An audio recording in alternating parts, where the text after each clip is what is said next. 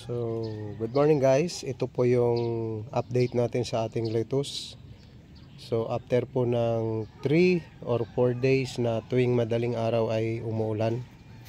So, ito na po yung naging epekto ng ulan sa ating mga lettuce.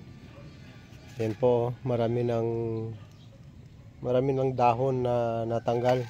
Yung mga bandang ilalim po. So, yan po. Ganyan karami, isang balde. So dito po yan sa mga ilalim na yan, yan, yung mga bandang ilalim. Nagkakaroon po kasi sila ng punggos. So kaya inaalis po niya para hindi na po maapektuhan yung ibang dahon na bandang itaas. So sayang, dapat makakabinta na po kami. Makakapagbinta na kami. Kaya lang, since ganito nga, nagkaroon ng tip burn, nagkaroon po ng, nasira po yung mga dahon sa ilalim, nagkaroon ng mga punggos. So, antayin na pa namin po ito na makarecover. So, sayang. Dapat po sana pwede na itong ibenta. Kaya lang, wala ho tayong magagawa dahil kalikasan po yun. Gawa ng ating kalikasan yung umulan. Ganun po talaga yung buhay nating mga farmer. Minsan makakatsamba tayo, minsan naman hindi.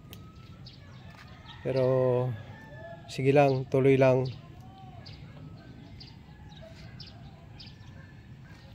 Yan po yung ating mga lettuce. Marami po sana yan. Dito naman po sa kabila ay hindi gaanong affected. Hindi naapektuhan ng punggos at saka tip burn. Medyo konti lang dito.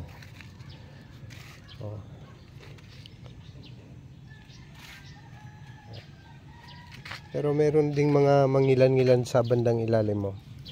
So since organic po kasi talaga ang gamit namin, kaya po mabilis po talagang maapektuhan. Ito bakit may putol na dito, ma? May nakapag harvest na pala ng isang piraso. Ano? May naputol na.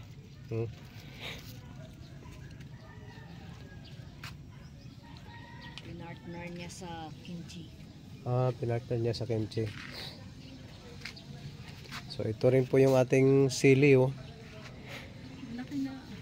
Malalaki na, Yan po, Diyan lang po yung nakatanim sa paso.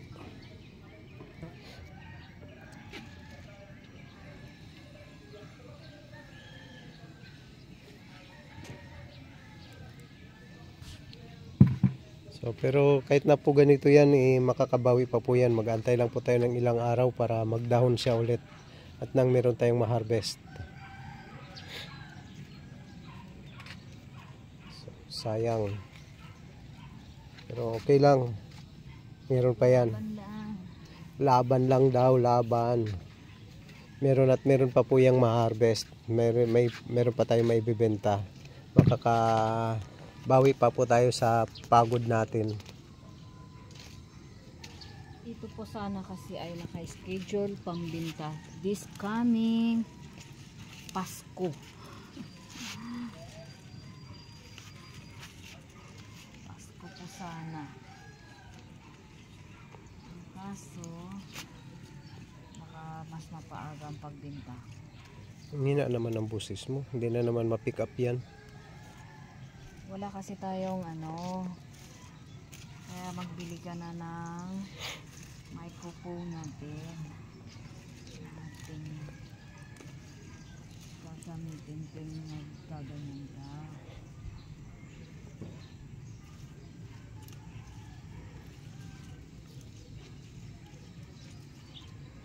Sayang kasi ito yung nagabali-bali siya. Hindi na sana dapat ito ginagalaw. Inaantay na lang na magbinta. Ang ganito kalalaki. Kasi na tuwing masasagi, nababali-bali siya. So, dapat sana hindi na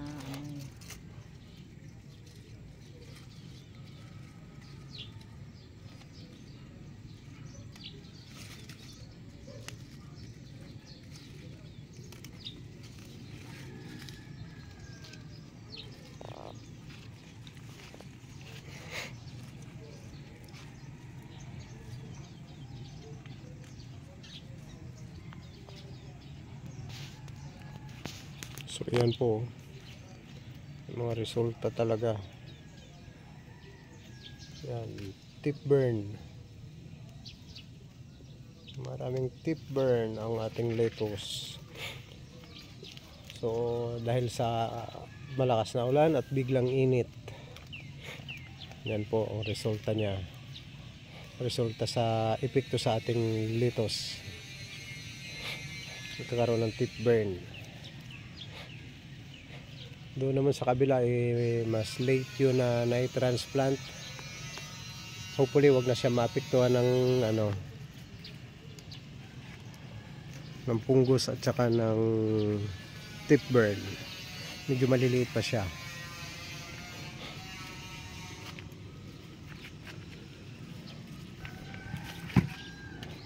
Yan po.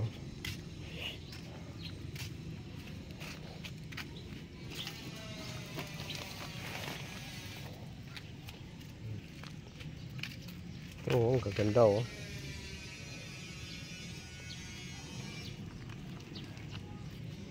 Itong dito mamaganda sa paso.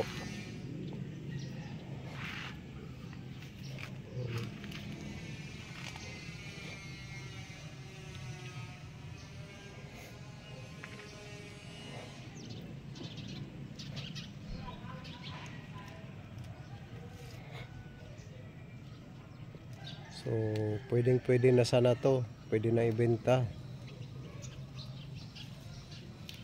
Kaya lang mababawasan pa yung mga dahon dahil sa ulan at init.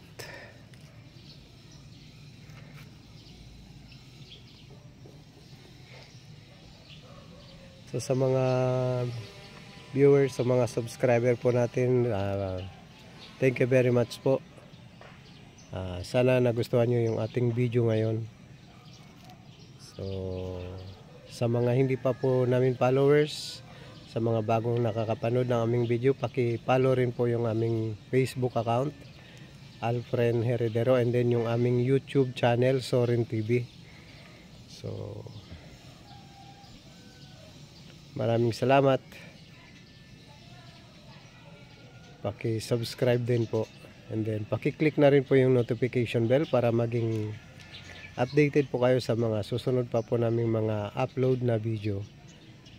And thank you and God bless.